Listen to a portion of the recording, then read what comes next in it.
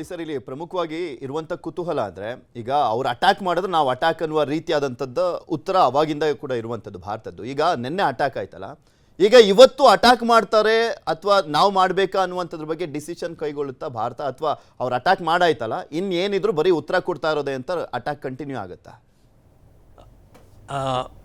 ಪೃಥ್ವಿ, ನಾನು ಈ ಪ್ರಶ್ನೆಗೆ ಉತ್ತರ ಕೊಡೋಕ್ಕಿಂತ ಮುಂಚೆ ಒಂದು ಇದು ಪಾಯಿಂಟ್ ಹೇಳಬೇಕು. ನಾನು ನಮ್ಮ ಹತ್ರ ಸೆಕೆಂಡ್ ಸ್ಟ್ರೈಕ್ ಕೇಪಬಿಲಿಟಿ ಇದೆ.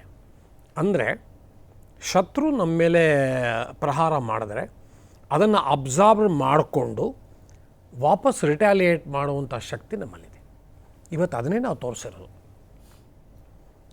7ನೇ ತಾರೀಕಿಂದ ನಮ್ಮ ವಿದೇಶಾಂಗ ಸೆಕ್ರೆಟರಿ ಹೇಳ್ತಾನೇ ಇದ್ದಾರೆ, ನಾವು we will only retaliate, we don't want to escalate. ಅವ್ರ ಭಾಷೆಲೇ ನಾನು ನಿಮ್ಗೆ ಹೇಳಿದೆ ಆಗಲೇ, non retaliatory calibrated responsible strike. ನನ್ನ ಪರ್ಸನಲ್ ಒಪಿನಿಯನಲ್ಲಿ ಈ ಮಾತುಗಳಿಗೆ ಅರ್ಥನೇ ಇಲ್ಲ. ಅವರು ಸಚಿವರು ಇದಿರ್ಬೋದು, ಸೆಕ್ರೆಟರಿ ಇರ್ಬೋದು, ಆದರೆ ನಮ್ಮ ದೇಶ ಜನತೆಗೋಸ್ಕರ ಹೇಳಿದ್ದಾರೆ.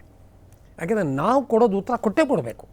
ಇವತ್ತು ನಾವು ಸ್ಟ್ರೈಕ್ ಮಾಡಿರೋದು ಬಹಳ ಕೇರ್ಫುಲ್ಲಾಗಿ ಟಾರ್ಗೆಟ್ ಸೆಲೆಕ್ಟ್ ಮಾಡ್ಕೊಂಡು ಮಾಡಿದ್ದೇವೆ. ನೋಡಿ, ಉದಾಹರಣೆ, ಫಸ್ಟು ಲಾಹೋರ್ನಲ್ಲಿ ಏರ್ ಡಿಫೆನ್ಸ್ ಸೆಂಟರ್ ನಾವು ನ್ಯೂಟ್ರಲೈಸ್ ಮಾಡಿದ್ರೆ ನಮ್ಮ ಏರ್ಕ್ರಾಫ್ಟ್ ಅಲ್ಲಿ ಹೋದ್ರೂ ಅವ್ರಿಗೆ ಗೊತ್ತಾಗಲ್ಲ. ಅವರು ದೇ ಆರ್ ಟೋಟ್ಲಿ ಬ್ಲೈಂಡ್. ಅವರು ನಮ್ಮ ಏರ್ಕ್ರಾಫ್ಟ್ಗಳು ಆರಾಮಾಗಿ, that means we will enjoy the air superiority, number 1. ಎರಡನೇದು, ನಾವೇನು ಮಾಡಿದ್ವಿ, ಇದ್ರಲ್ಲಿ ರಾವಲ್ಪಿಂಡಿನಲ್ಲಿ ಆರ್ಮಿ ಹೆಡ್ ಕ್ವಾರ್ಟರ್ಸ್ ನೋಡಿದ್ವಿ. ಆರ್ಮಿ ಹೆಡ್ ಕ್ವಾರ್ಟರ್ಸು, ಆಮೇಲೆ ಕ್ರಿಕೆಟ್ ಗ್ರೌಂಡು. ಅಸೀಮ್ ಮುನೀರಿಗೆ ತೋರಿಸಿದ್ವಿ, ಹೆದರ್ಕೋಬೇಡ, ನೀ ಕೂತಿರೋ ಜಾಗಕ್ಕೆ ಬಂದು ಹೊಡಿತೀವಿ ನಾವು, ನೀ ಏನೂ ಮಾಡೋಕ್ಕಾಗಲ್ಲ. ಯಾಕೆಂದರೆ ನಮ್ಮ ಇದನ್ನು ಸ್ಕೈ ಸ್ಟ್ರೈಕರ್ ಡ್ರೋನ್ಸು ಗೊತ್ತಲ್ಲ, ಅದರ ಕತೆ ನಿಮಗೆ ಗೊತ್ತಿಲ್ಲ, ಬೆಂಗಳೂರಲ್ಲಿ ಮಾಡಿದ್ದು. Sky striker drones were made in Bangalore by colonel Shankar in Alpha Design, ಇಲ್ಲಿ ಬೆಂಗಳೂರಿನಲ್ಲಿ. ಅವ್ರದ್ದು ಇಂದಿರಾನಗರಲ್ಲಿ ಅವ್ರದ್ದು ಹೆಡ್ ಕ್ವಾರ್ಟರ್ಸ್. ಸೊ ಅವನಿಗೆ ನಾವು ಅಸೀಮ್ ಮುನೀರ್ಗೊಂದು ವಾರ್ನಿಂಗ್ ಕೊಟ್ವಿ, ನಿನ್ನ ಕೂತಿರೋ ಜಾಗಕ್ಕೆ ಬಂದು ಹೊಡಿತೀವಿ ನಾವು, ನೋ ಪ್ರಾಬ್ಲಮ್. ಆಮೇಲೆ ಸಿಯಾಲ್ಕೋಟಲ್ಲಿ ಹೊಡೆದ್ವಿ. ಸಿಯಾಲ್ಕೋಟಲ್ಲಿ ಅವ್ರದ್ದು ಇದನ್ನು ಏರ್ ಸ್ಟ್ರಿಪ್ ಇದೆ, ಆಮೇಲೆ ಬೇಸ್ ಇದೆ. ಏರ್ ಸ್ಟ್ರಿಪ್ಪಿಗೆ ನಾವು ಹೊಡಲಿಲ್ಲ, ನಾವು ಹೊಡೆದಿದ್ದು ಅವರ ಕಮಾಂಡ್ ಸೆಂಟರ್ಗೆ. ಸೊ ನಾವು ಅವ್ರಿಗೆ ಬೇಕಾದಷ್ಟು ಇಂಡಿಕೇಶನ್ಸ್ ಕೊಟ್ಟಿದ್ದೀವಿ. ನಾವು ಇವತ್ತು we are capable of coming hitting you there. ಲಾಹೋರಲ್ಲಿ ಹೊಡೆದ್ವಿ, ಲಾಹೋರಲ್ಲಿ ಸೆಕೆಂಡ್ ಅಟ್ಯಾಕ್ ಮಾಡಿದ್ವಿ. ಈಗ ಸೆಕೆಂಡ್ ಅಟ್ಯಾಕ್ ಮಾಡಿದ್ದು ಅವ್ರ ಮಿಸೈಲ್ ಕಾಂಪ್ಲೆಕ್ಸಲ್ಲಿ. ಅವ್ರದ್ದು ಯಾವ ಮಿಸೈಲ್ ಇದೆ, ಶಹೀನ್ 1 ಶಹೀನ್ 2 ಅಲ್ಲಿ ಲಾಹೋರಲ್ಲಿದೆ. ಸೊ ಅದೊಂದು ಇನ್ನೊಂದು ಇಂಡಿಕೇಶನ್ ಕೊಟ್ವಿ, ನೀವು ಮಿಸೈಲ್ ಇದೆ ಅಂತ ಇದನ್ನು ಬೆಂತಟ್ಕೋಬೇಡಿ, ಆ ಮಿಸೈಲ್ ಹೊಡೆಯೋ ಕೇಪಬಿಲಿಟಿನೂ ಇದೆ. ನಾವು ಒಳಗೆ ಬಂದರೆ ನಿಮ್ಗೆ ಗೊತ್ತೂ ಆಗಲ್ಲ, ಯಾಕೆಂದರೆ ನಿಮ್ಮ ಹತ್ರ ಏನಿಲ್ಲ ಅದನ್ನು ಡಿಫೆಂಡ್ ಮಾಡ್ಕೊಳ್ಳೋಕ್ಕೆ. ನಿಮ್ಮ ಚೈನಾ ನಿಮ್ಗೆ ಚೆನ್ನಾಗಿ ಮೋಸ ಮಾಡಿ ಟೋಪಿ ಹಾಕಿದ್ದಾರೆ ನಿಮಗೆ. ಸೊ ಇದು ನಾವು ಅವರ ಸಿವಿಲಿಯನ್ ಟಾರ್ಗೆಟ್ಸನ್ನು ಅಟ್ಯಾಕ್ ಮಾಡಿಲ್ಲ, ಅವರ ಮಿಲಿಟರಿ ಏರ್ ಡಿಫೆನ್ಸ್ನ ಚೆಕ್ ಮಾಡಲಿಕ್ಕೆ.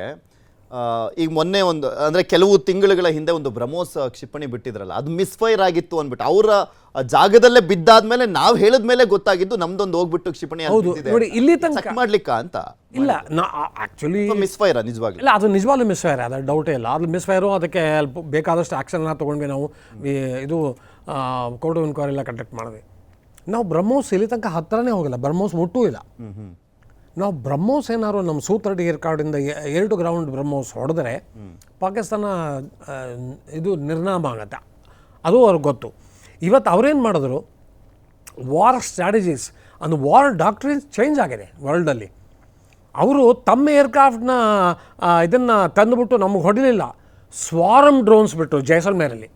ಸ್ವಾರ್ಮ್ ಡ್ರೋನ್ಸ್ ಅಂದ್ರೇನು, ಮೈಕ್ರೋ ಏರ್ ವೆಹಿಕಲ್ಸು 50-60, ಅದನ್ನು ಮಲ್ಟಿಪಲ್ ಡ್ರೋನ್ಸ್ ಇದೆ. Exactly like what Hamas did, exactly like Hamas ಏನು ಮಾಡಿದ್ರು, ನಾರ್ಮಲ್ ರಾಕೆಟ್ಸ್ನ ಇಸ್ರೇಲ್ಗೆ ಹೊಡೆದ್ರು. 100-150 ರಾಕೆಟಲ್ಲಿ ಐರನ್ ಡೋಮ್ ಕ್ಯಾಚ್ ಮಾಡೋಕ್ಕಾಗಲಿಲ್ಲ. ಐರನ್ ಡೋಮ್ಗೆ ಒಂದು 200 ರಾಕೆಟ್ ಒಳಗೆ ಹೋಗಿ it created a lot of damage. Tell Aviv ತನಕ ಹೊರಟೋಗಿತ್ತು ಆ ರಾಕೆಟ್ಸು. ಅದೇ ಥರ ಮಾಡಿದ್ರು ಪಾಕಿಸ್ತಾನ.